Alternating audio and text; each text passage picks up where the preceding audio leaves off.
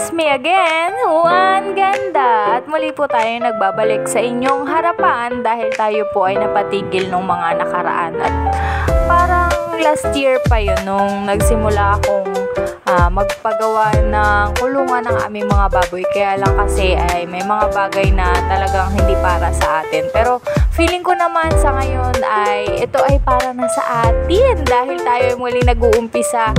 Sabi nga ay kapag ka may pangarap, hindi tayo dapat sumuko.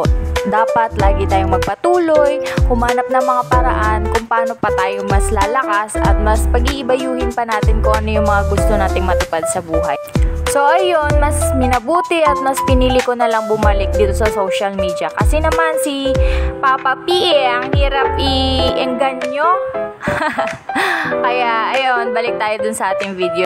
Ito nga ay kaganapan noong holiday. So napag-isipan ko na mag-prepare ng iihawin na bangus. Kaya ayan, pinapakita ko sa inyo kung ano yung mga ginawa ko. Actually, kulang yan sa Ricardo. Pero dahil sa bahay lang naman ay okay na yan.